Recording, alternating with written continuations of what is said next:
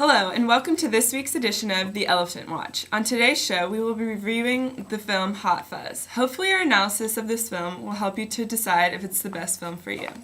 Hot Fuzz should definitely be placed amongst the top 5 for best horror comedy films in the year of 2007. It was so amazing. I mean, the director and co-screenwriter Edgar Wright did really well when he was writing this script. Oh, and you can't forget those brilliant main characters, Simon Pegg and Nick Frost. They are so funny. They were just that great at acting that everything they felt, I felt. I mean, I felt scared when they did. I laughed when they did. It was great. And the movie was even funnier for people like me because there were so many jokes that I understood that related to my age group. So for all you teenagers and adults out there from 17 to 35, this film's for you. Now, on a more serious note, one of the most intellectual things that I saw in this film, and perhaps the only intellectual thing I saw in this film, were the differences between the American and English cultures as an extended metaphor throughout the film, to display how the two countries are so different from each other and how each of their actions affects the other country equally. Isn't that so smart? I suppose, but it's not like everyone could have understood the metaphor. Personally, I think they could have made that part a little clearer.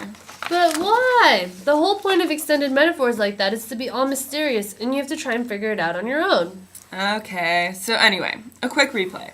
The film begins with surrogate Nicholas Angel Simon Pegg being relocated to a unit on the countryside against his will. In this village named Stanford, there is said to be a crime rate of 0%, and nothing ever seems to be going on. A few days into his new lifestyle, Angel meets his soon-to-be partner, Danny Betterman, Nick Frost.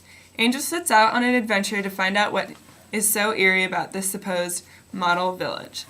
So as he starts diving deeper and deeper into this new adventure, he witnesses a murder and starts to realize that the village isn't as free of crime as he thought. Ooh, spooky. I know. So then a murder case is established, and Angel takes it upon himself to get to the bottom of the case and solve the murder mystery. Entertaining, no? Yeah.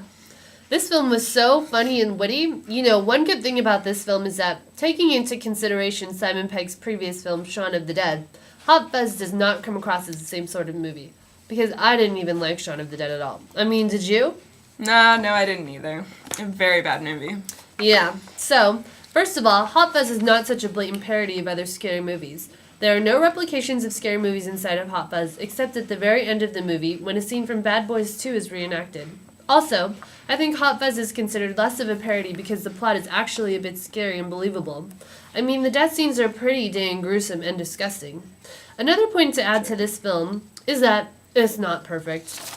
This film was made for an English audience first and an international audience second. For this reason, there is more dry humor in this film that many Americans may not relate to and therefore may not find as funny. The two countries just have two different ideas of what humor is. The British like it drier, and the Americans like it more stupid. It's just the way things work.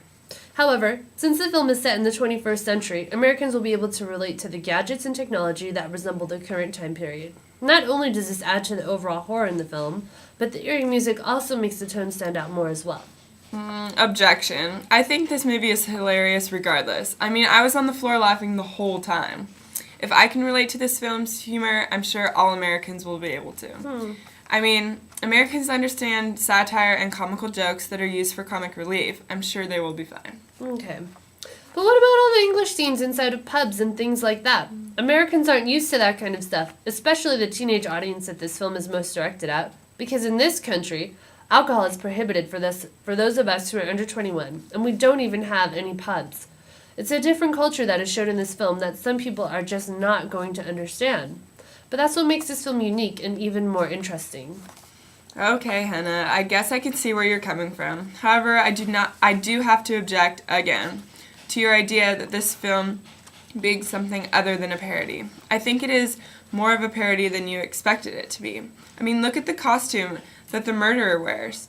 It's a replica of multiple other scary movies. I mean, all of the horrific things they used in this film are taken and derived from other horror scenes that are fresh in people's mind. Like those scenes at the beginning where there are a whole bunch of detectives in white suits overlooking a murder scene. That's definitely from a modern television series such as like Cold Case, you know. I would know. I watch it all the time. And the Bad Boys 2 scene at the end, that's a replica for sure. Well, I don't think the use of two other examples is sufficient enough to say that this film is a parody. Those three examples are the only scenes I can think of that bear any resemblance to other films. And 3 scenes out of the whole movie is not a lot. But Jacqueline, I must admit, you have a very good point. Well, let's get back on track, shall we? What were we on about? Oh, yes, the wonderful characters in this film.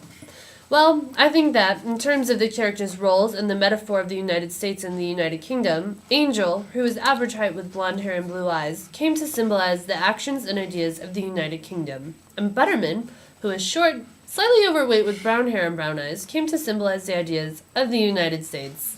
Really? I thought that Butterman represented the United Kingdom and Angel, the perfectionist, represented the United States. I know that many other critics think this way as well.